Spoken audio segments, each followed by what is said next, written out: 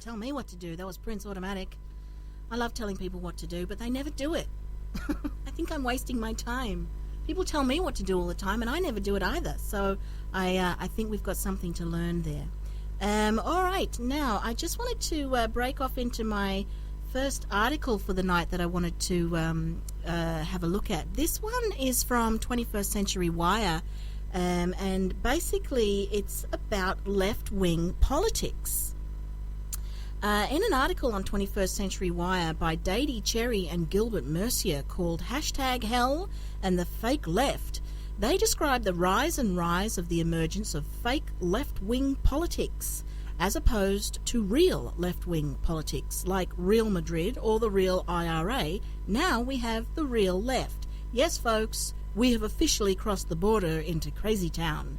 Before we look at the article, let's inform ourselves about what left-wing actually means. On Wiki We Love Telling Liespedia, they describe left-wing politics are political positions or activities that accept or support social equality, often in opposition to social hierarchy and social inequality. They typically involve concern for those in society whom they perceive as disadvantaged relative to others, in a belief that there are unjustified inequalities that need to be reduced or abolished. The political terms left and right were coined during the French Revolution from 1789 to 1799, referring to the seating arrangements in the Estates General, and I would suspect that is something like the Senate. Those who sat on the left generally opposed the monarchy and supported the revolution, including the creation of a republic and secularization, while those on the right were supportive of the traditional institutions of the old regime.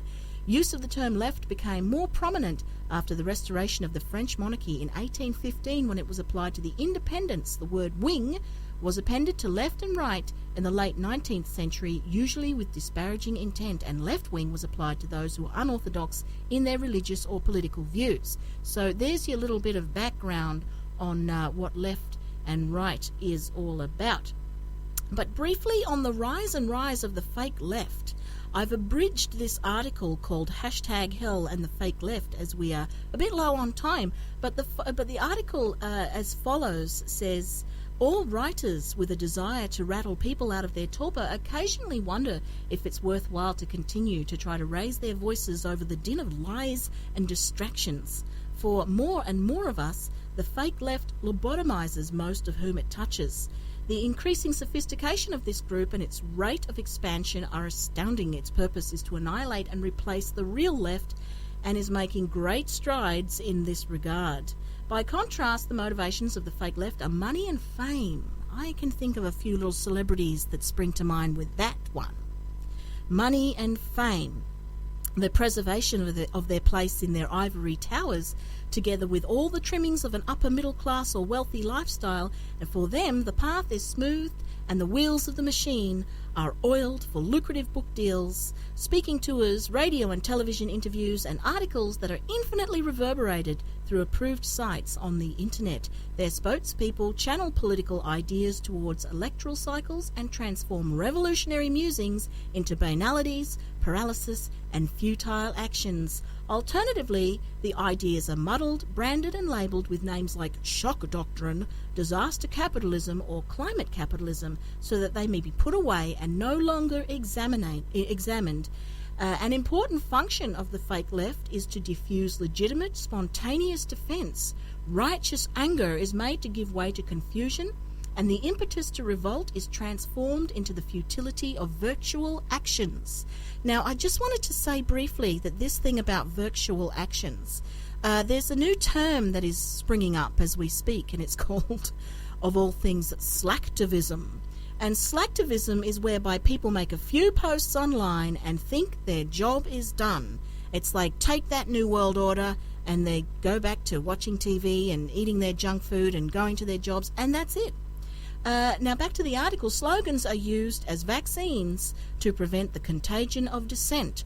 thoughts not quite fully formed, and the beginning of spontaneous actions like blockages of bridges and highways quickly dissipate. They are aborted into quick visual scans of an image or rapidly associated with a few words like Black Lives Matter and then shared on social media. Today, Thomas Paine's common sense would not kindle a revolution. Instead, it would be quoted, posted, pinned and tweeted.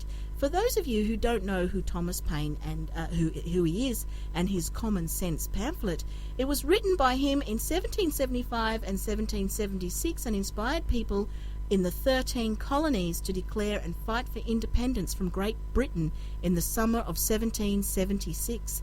The pamphlet explained the advantages of and the need for immediate independence in clear, simple language. It was published anonymously on January 10, 1776, at the beginning of the American Revolution, and became an immediate sensation. It was sold and distributed widely and read aloud in taverns and meeting places. And can I just add here, as a side, that more than 10,000 pubs have closed in the UK in the last 10 years. And more than 1,000 pubs a year are closing, and that's actually a conservative figure.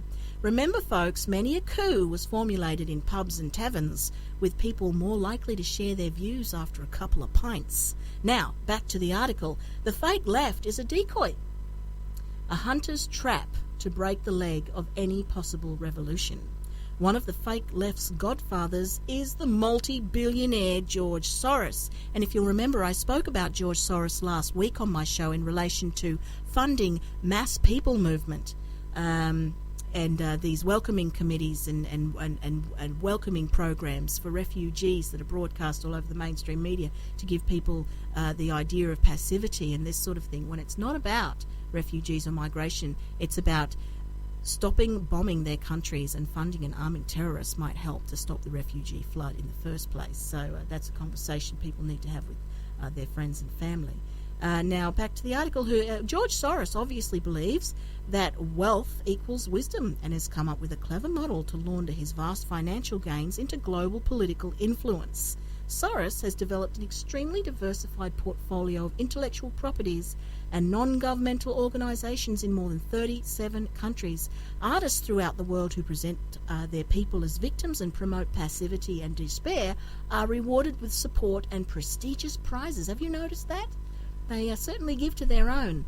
Supported organisations like Human Rights Watch and Amnesty International are accused not only of selectively collecting data on human rights abuses, but also of exploiting some of that data to pressure countries into policy changes that are unrelated to human rights. So you see, my lovelies, politics is it's all politics, and the old adage, the devil is in the detail. They do love their details, don't they?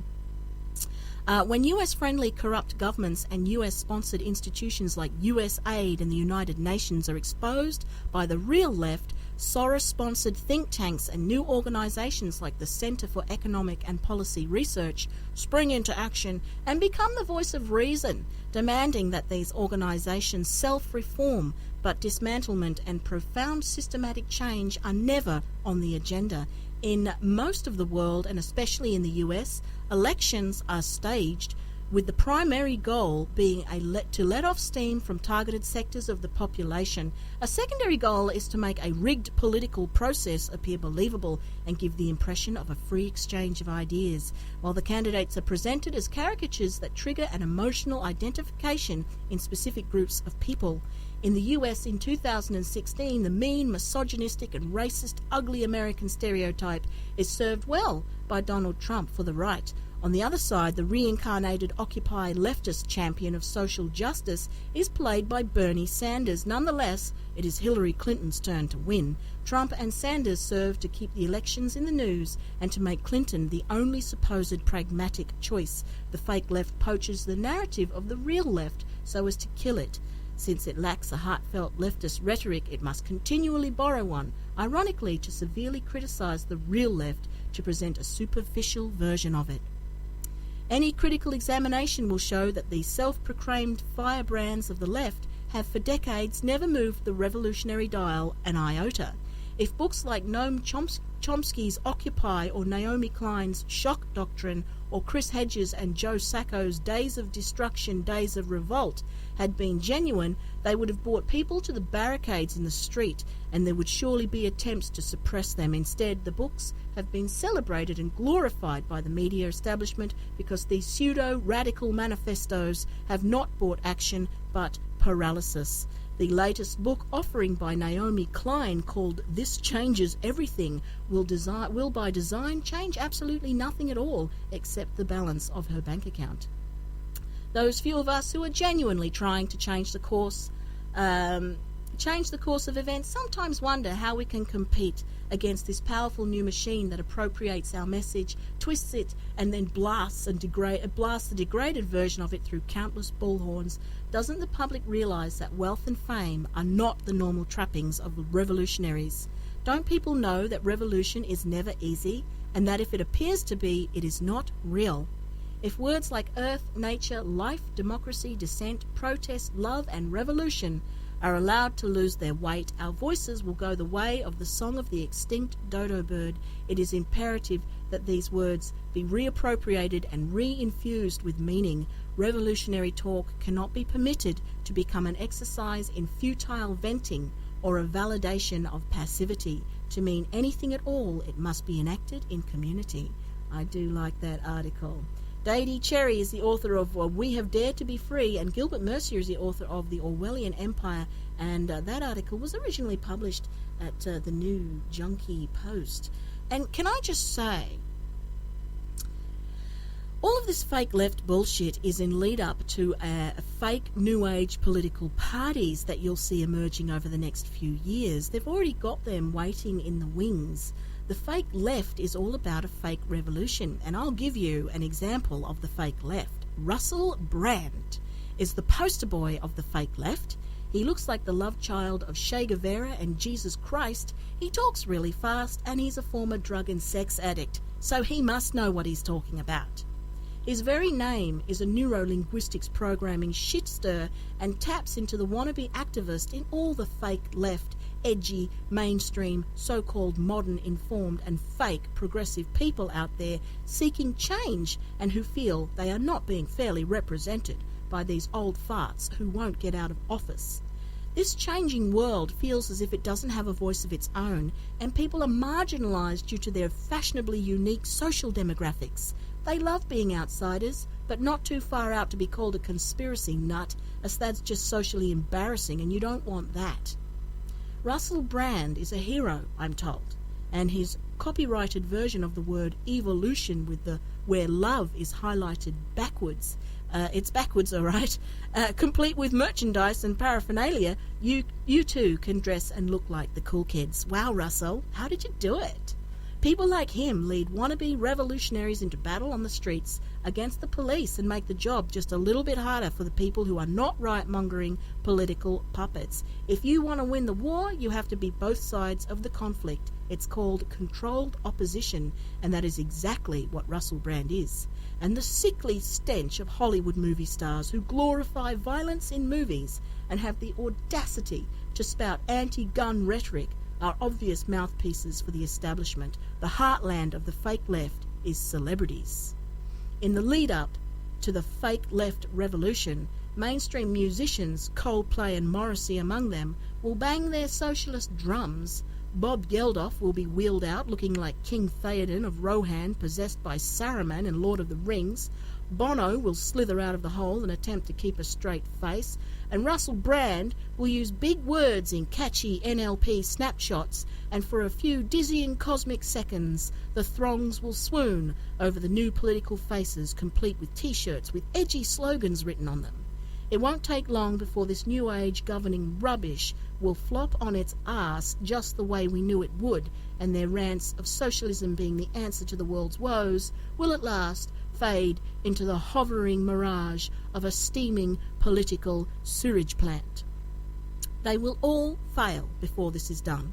Capitalism, socialism, communism, idealism, nationalism, liberalism, Labour, Democrats, Conservatives, Republicans, neocons, Liberal nationalists, UKIPs, Britain First, Tea Parties, Greens, lefties, righties, mainstreamers and New Agers, all of them, bar none, have failed. They have tried and failed again. We need something totally new, a grassroots movement.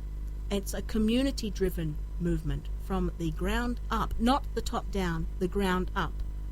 It's by real people for real people, and it's those real people who, in the end, will make the biggest difference to this world. And you know what, folks? It's you folks out there, not these bigwigs that you see on the television broadcasting at you from the safety of the television screen. The conversation is happening on the internet. The conversation is happening in the streets. The conversation is happening in our communities, and we don't need very rich elite people broadcasting at us and telling us how it's all going to work, no doubt to their benefit. And you're listening to the Willow Willis radio show on Fab Radio International. This is Fleetwood Mac. Don't stop.